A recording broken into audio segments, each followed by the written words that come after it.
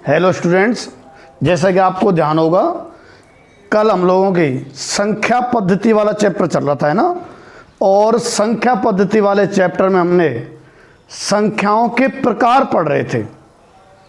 उन संख्याओं के प्रकार में हमने 3 प्रकार हम लोगों ने पढ़ लिए थे, जिनको मैं वापस से आपको याद दिला देता हूं। एक तो हमने पढ़ी थी प्राकृत संख्याएं। कौन सी संख्याएं पढ़ी थी? प्राकृत संख्याएं।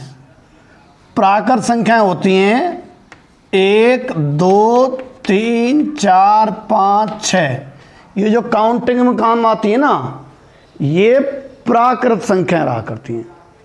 ठीक है, 1, 2, 3, 4, 5, 6, 7 ऐसे डैश डैश का मतलब है इसी प्रकार से आगे तक। अच्छा, अंतिम संख्या का निर्धारण नहीं है, इसलिए डॉट डॉट लगा देते हैं। अगर अंतिम संख्या का निर्धारण होता ना कि फलानी संख्या है अंत वाली, तो फिर अपन फिक्स लिख देते। पर अंतिम संख्या नहीं होती है ना जब, या इसी प्रकार दर्शाना होता है, तो डॉट डॉट लगा देते हैं अपन। दूसरी, अच्छा इनको मैंने कहा था किससे व्यक्त करते हैं अपन? एन से। एन के बराबर मानी जाए, है ना, मतलब इनको नेचुरल नंबर कहते हैं इंग्लिश में। दूसरी मैंने आपको बताई थी कल, ध्यान हो तो, क्या? पूर्ण संख्याएं।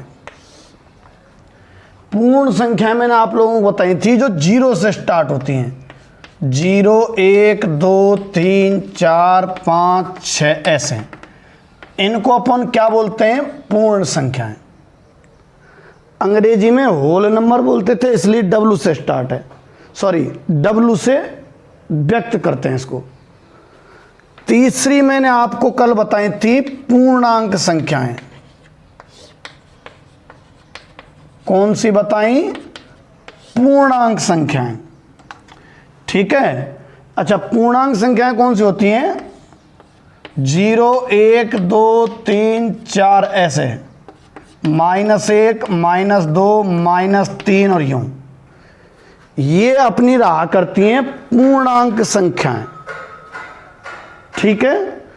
अच्छा, इनको अपन I से भी व्यक्त करते हैं या Z से भी। अच्छा, I से क्यों व्यक्त करते हैं? क्योंकि पूर्णांक को इंग्लिश में, अंग्रेजी में इंटीजर कहें तो इंटीजर की स्पेलिंग INTEGR इस तरह से होती है ना, तो कई से स्टार्ट है? I से। और इंटीजर को जर्मन में जेहलिन बोलते हैं, JDHLIN ऐसा कुछ करके। तो कई से स्टार्ट हो रहा है? जेहलिन। Z से, तो Z से व्यक्त कर सकते हैं इसको, या फिर I से। ये कल हम लोगों ने पढ़ ली थी। अब हम इससे आगे चलने वाले हैं। ठीक है, ये कल तक की क्लास में पढ़ा था हमने। 3 प्रकार की संख्याएं।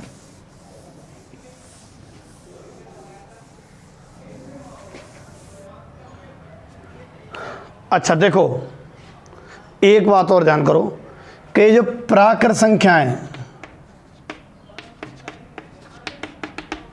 और ये पूर्ण संख्या है, पूर्ण, और एक पूर्णांक,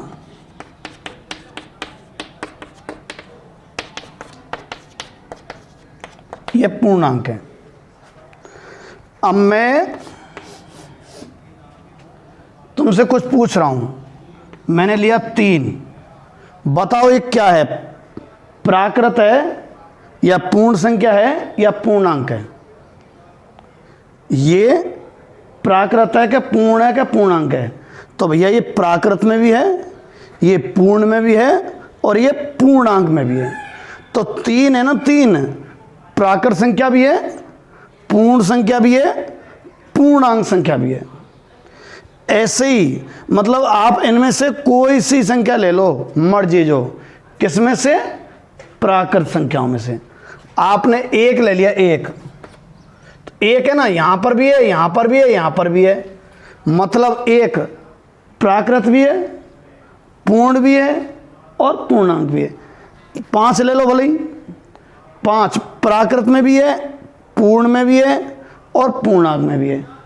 तो प्राकृत संख्या है ना, ये पूर्ण संख्या में निहित होती है। मतलब प्रत्येक प्राकृत संख्या पूर्ण संख्या भी होती है और पूर्णांक भी होती है। पर अगर मैंने 0 लिया तो 0 पूर्ण संख्या है और पूर्णांक संख्या है, प्राकृत नहीं है। ठीक है, तो ये कह सकते हैं कि पूर्ण संख्या सभी पूर्ण संख्या है, जरूरी नहीं है कि प्राकृत तो नहीं है ना, सभी जरूरी नहीं है। एक है ये तो है, चलो ये भी है ये भी है, पर 0 देखना, 0 प्राकृत नहीं है ना, तो ये सभी प्राकृत हों जरूरी नहीं है, पर ये सभी पूर्ण हैं, पूर्ण संख्या हैं। मतलब ये इसमें समाहित है, ये इसमें समाहित नहीं है, इसमें फालतू है। तो प्राकृत संख्या पूर्ण संख्या में निहित हैं, पर पूर्ण संख्या प्राकृत में निहित नहीं है। ऐसे ही पूर्ण संख्या पूर्णांक में निहित हैं। ये पूरी ये रही ना, फालतू हो रहे हैं इसमें, तो ये इसमें हैं, पर ये पूरी ना इसमें ना इसमें। तो प्राकृत संख्या तो पूर्ण भी हो सकती है, पूर्णांक भी हो सकती है। पूर्ण संख्या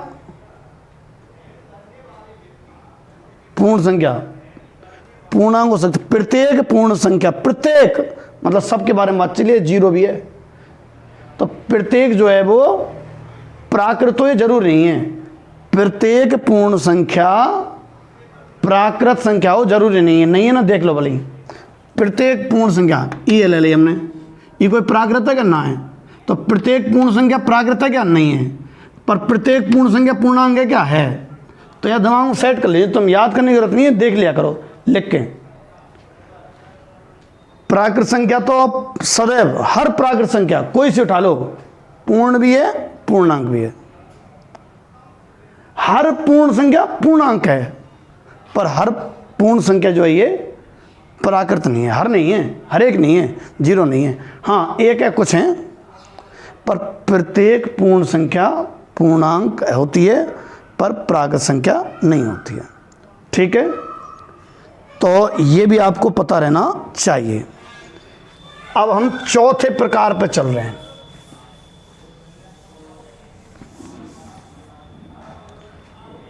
आपने ये संख्याएं देखी है, 10/7 -9/6, अच्छा 11/1 भी लिख सकते हैं, ये वाली।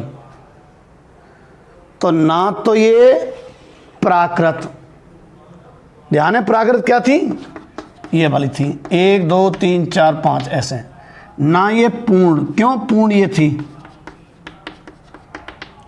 ना ये पूर्णांक, कौन सी पूर्णांक, 0 1 2 3 -1 -2 -3।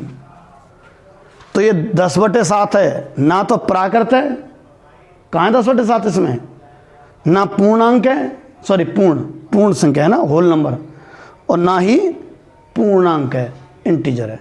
फिर तो ये कौन सा प्रकार है, नया प्रकार आ गया, जो बटे में लिखी रहती हैं ये इस तरह की। ये भी देखो, ना तो ये प्राकृत -9/6 है, ना तो प्राकृत, ना ही पूर्ण संख्या, और ना ही पूर्णांक संख्या। ठीक है,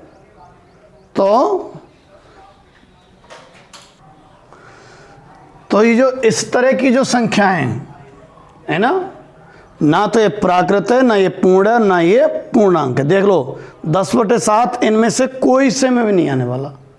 तो एक फिर बटे वाला एक नया प्रकार आ गया। इन संख्याओं को, ऐसी को क्या बोलते हैं, परमेय संख्या। ठीक है, परमेय संख्या, अंग्रेजी में रेशनल नंबर, क्योंकि किताब में जगह जगह रेशनल नंबर भी लिखा हुआ है। ठीक है, तो अब मैं आपको रेशनल नंबर, परमेय संख्याएं बताने वाला हूं।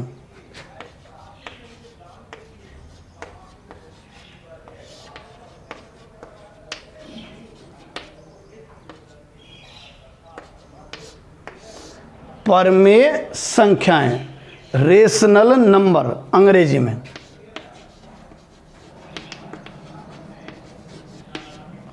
देखो ये जो रेशनल शब्द है ना, ये कौन से शब्द से उत्पन्न हुआ है? रेशियो से। रेशनल जो शब्द है वो उत्पन्न हुआ है रेशियो से, और रेशियो को हिंदी में बोलते हैं अनुपात। और अनुपात तुमने देखे हो तो 6:7 पढ़े, जिसको अपन क्या लिख देते हैं? 6/7। अच्छा, 2:1 भी रहता है वैसे, तो मतलब 2/1। अच्छा, 3:5 भी पढ़ा होगा तुमने, इसका मतलब 3/5। तो रेशनल नंबर, रेशनल शब्द कहां से आया है? रेशियो से। रेशियो की हिंदी क्या है? अनुपात से आया। और अनुपात कैसे रहे में? ऐसे 6:7। समझो ना, 6:7 का मतलब है 6/7। 2:1 मतलब 2/1। 3:5 मतलब 3/5। ठीक है, तो इस तरह का जो है ये बटे वाली जो संख्या है ये अनुपात हैं, और अनुपात से क्या बना है? रेशनल। रेशनल मतलब परमेय, यानी कि ये कौन सी संख्याएं हैं? फिर परमेय संख्याएं हैं ये बटे वाली। यानी कि अब मैं परिभाषा स्वरूप में लिखूं, पहले तो अभी जो बात बताई उसको लिख देता हूं कि जो रेशनल शब्द है,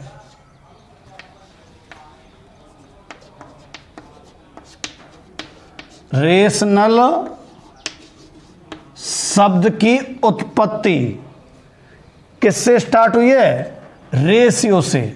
RATIO, हिंदी में कहेंगे इसको अनुपात। रेशनल शब्द की उत्पत्ति रेशियो से हुई है। ठीक है। अच्छा, अनुपात का मतलब हो गया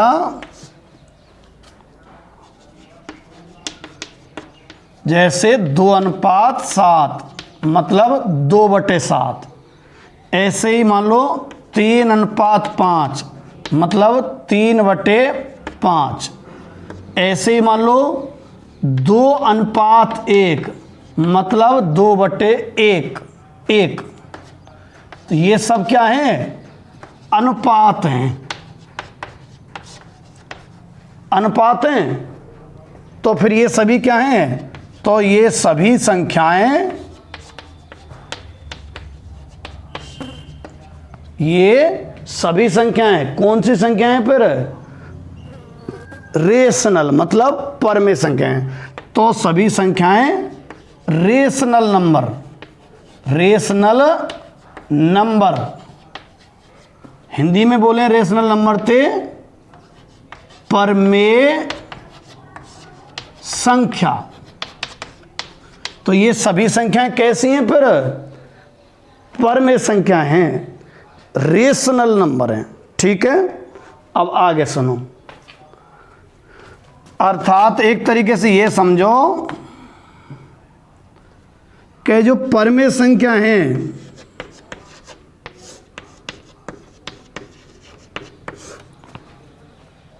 कौन सी हैं? 2/7, 3/5, 2/1 ऐसी है ना, मतलब बटे वाली समझो एक तरीका से लगभग, यानी कि P/Q, P/Q रूप में।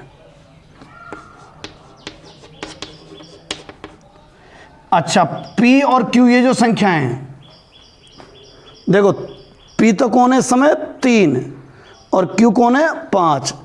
इस सवाल में या इस संख्या में P कौन बताए? 2, Q कौन है? 7। इसमें P कौन है? 2, Q कौन है? 1। तो P अकेले को देखा जाए तो एक पूर्णांक संख्या है, Q अकेले को देखा जाए तो पूर्णांक संख्या है। तो लिखो कि परमेय संख्या होगी P/Q रूप में, जहां P और Q दोनों क्या होंगे भैया? पूर्णांक हैं। जहां P तथा Q पूर्णांक हैं, तथा सुनो, Q जीरो नहीं होना चाहिए, ये जरूर है भाई।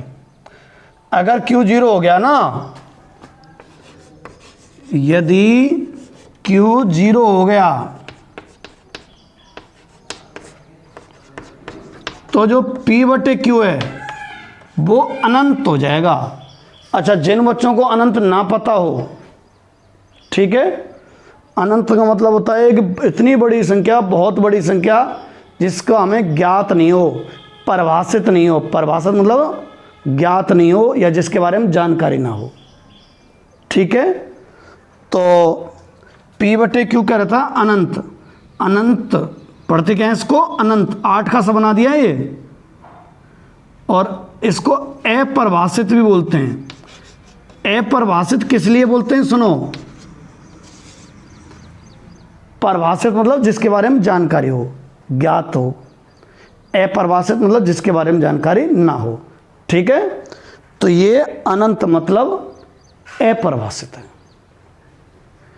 तो फिर परिमेय संख्या क्या होती है, पहले तो मोटे तौर बता दी मैंने, ऐसी बटे वाली, पर एक ढंग से लिखें गणितीय रूप में, किताबों की भाषा में। तो परिमेय संख्या है ना, बटे वाली रहे P बटे Q में। कैसा, P का चीज रहे, Q का चीज रहे, हमें बताओ। तो P कोई भी पूर्णांक संख्या हो सकती है, Q कोई भी पूर्णांक संख्या हो सकती है, पर Q जीरो नहीं होना चाहिए, ठीक है। तो जैसे इसको आप नोट कर लेंगे ना, तो मैं इसके बाद परिमेय संख्या के बहुत सारे उदाहरण दे रहा हूं। देखो, नोट कर लेना, स्क्रीन रोक के, है ना, मैं साइड में हट गया, अब स्क्रीन रोक लो आप और फिर नोट कर लेना।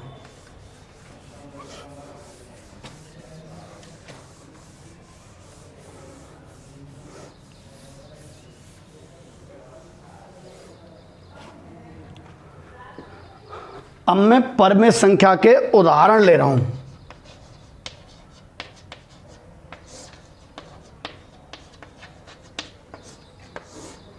परिमेय संख्या के उदाहरण कैसे होते हैं, P बटे Q रूप में, है ना। और P और Q क्या होने चाहिए भैया, पूर्णांक, है ना। और Q नॉट इक्वल टू 0, ठीक है। तो देखो, जैसे एग्जाम्पल मतलब उदाहरण 13 बटे 7, इसमें P कौन है 13, Q कौन है 7। तो P बटे Q रूप में है, P पूर्णांक है कि नहीं है, बिल्कुल है। Q पूर्णांक है और 0 है क्या, नहीं है, बस 0 नहीं होना चाहिए और पूर्णांक होने चाहिए, हो गया। तो 13 बटे 7 परिमेय संख्या है। और एग्जाम्पल लें, एग्जाम्पल ले लिया मैंने 7 बटे 9 या -7 बटे 9। अच्छा, -7 बटे 9 परिमेय है, परिमेय संख्या।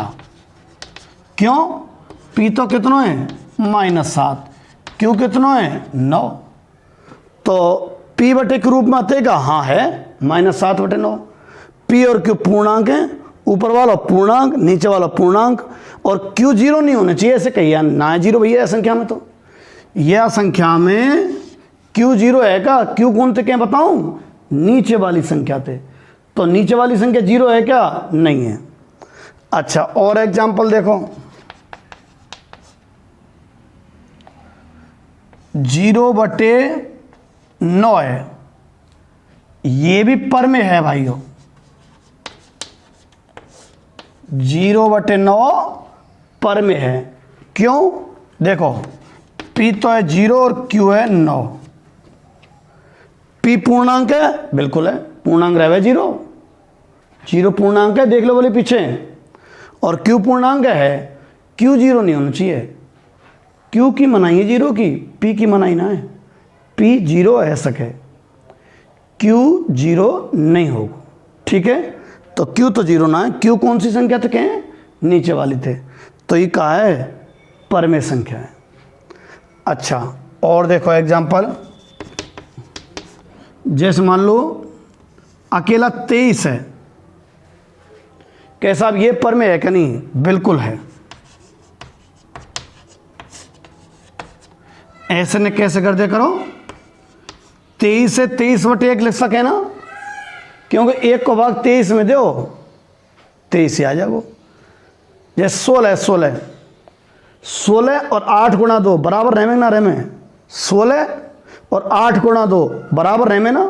अपन हल करें तो 8 गुणा 2 को धीरे धीरे क्या लिख दें, 16 लिख देना। तो 16 और 8 गुणा 2 बराबर हैं, ऐसे ही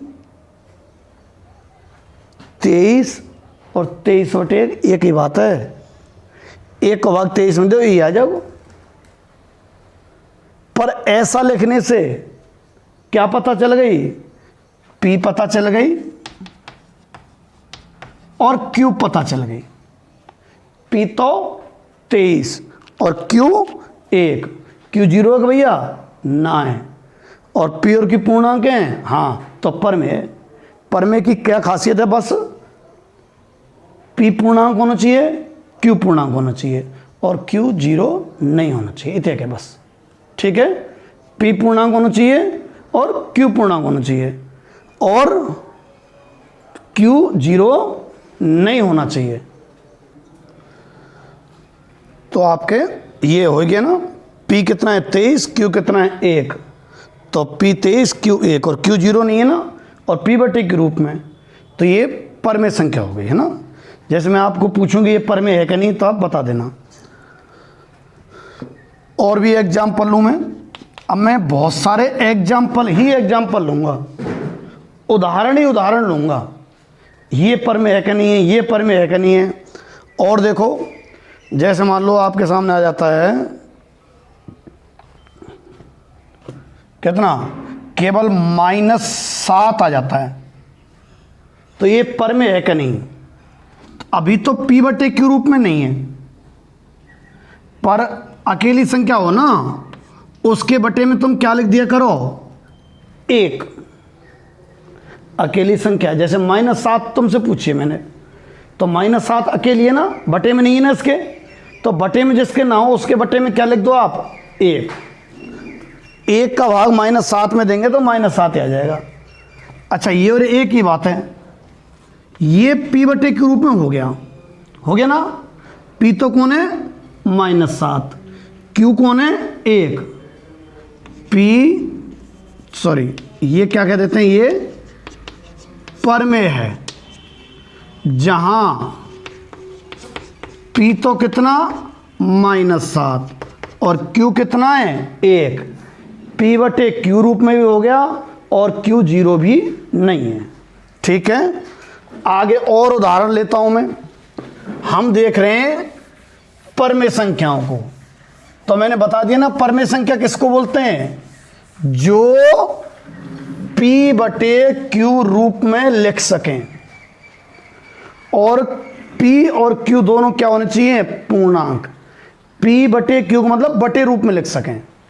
जैसे 10 है, अकेला 10 होता तो 10/1 लिख दो।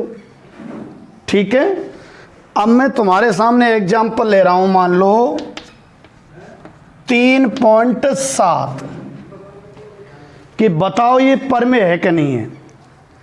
कैसा, ऐसा करो बटे में 1 लिख दो, लिख दिया भाई, सामने लिखता हूं।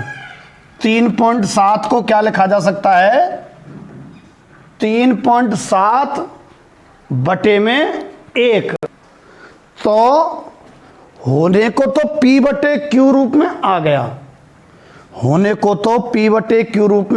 गया, परंतु ढंग से देखो, ये जो P है कौन, 3.7, ये पूर्णांक नहीं है।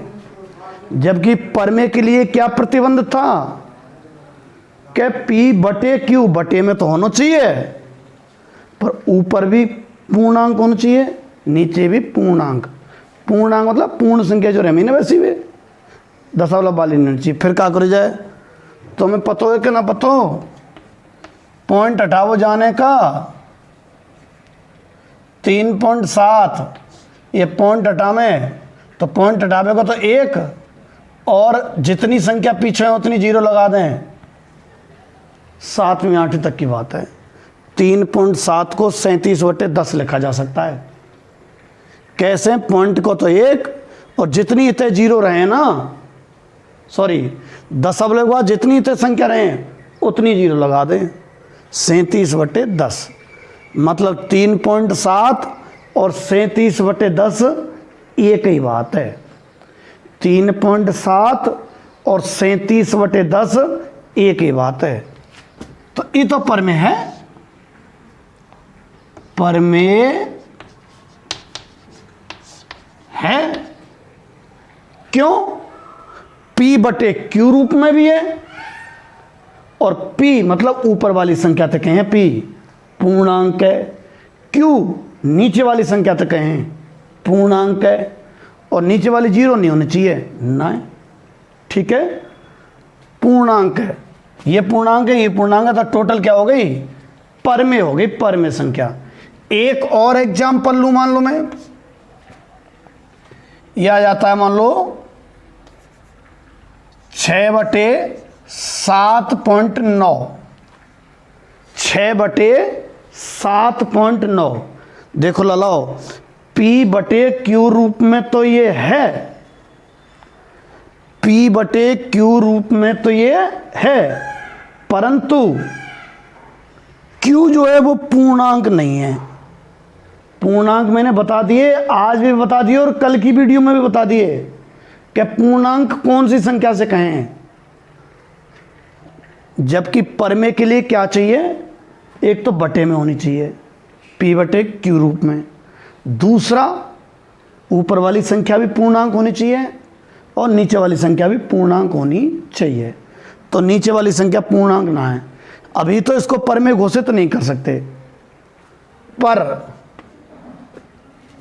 6 इस दशमलव को हटाना हो तो देखो, गुणा कर रहा हूं मैं, दशमलव को हटाना हो तो पॉइंट हटाने पर तो क्या आएगा? 1। 6 तो पहला है, दशमलव को हटाने पर क्या आएगा? 1, और दशमलव के बाद कितनी अंक हैं? 1, तो कितनी जीरो आ जाएगी? उतनी। ऐसे लिख सकें, ये तुम्हें आना चाहिए पहले से, नहीं भी आना है तो अब समझने का प्रयास करो। 6 × 10 60/79, यानी कि 6/7.9 है ना, इसको क्या लिखा जा सकता है? 60/79, और 60/79 P/Q रूप में है, बटे में तो है, और P मतलब ऊपर वाली संख्या और Q मतलब नीचे वाली संख्या, दोनों पूर्णांक के ना है आते हैं, और नीचे जीरो तो ना है, तो परमेय यही तो रहे क्या? बटे में होनी चाहिए, ऊपर वाली नीचे वाली संख्या पूर्णांक होनी चाहिए आते, और Q जीरो नहीं होनी चाहिए ना है। तो फिर कैसी संख्या आई? परमेय। ठीक है, और देखो, जैसे मान लो 2.7/3.1 आ जाए, तो देखो तुम्हें ये पॉइंट हटाना है, हटा दियो, तो बटे में देखो पॉइंट को तो अब है 1, और दशमलव के बाद पॉइंट के बाद कितनी संख्या है? 1, तो कितनी जीरो? 1। ये तो लिख दिया मैंने 27/10 गुणा, अब यह आ जाओ 3.1 पे, तो 3.1 का पॉइंट हटा दिया ना, तो पॉइंट की जगह तो 1 ऊपर गुणा करके, पॉइंट की जगह तो 1, पॉइंट के बाद कितनी संख्या है? 1 संख्या, तो कितनी जीरो? 1 जीरो। ये बात अलग है, 10 से 10 कट गया तो कितना बचा फिर? 27/31, 27/31, तो बटे रूप में आ गए, नहीं आ गए?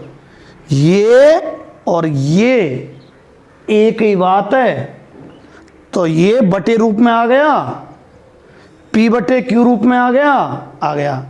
P क्या है? पूर्णांक, Q पूर्णांक, नीचे वाली संख्या जीरो है क्या? बिल्कुल नहीं है, तो फिर परमेय है। भाई परमेय के लिए क्या चाहिए?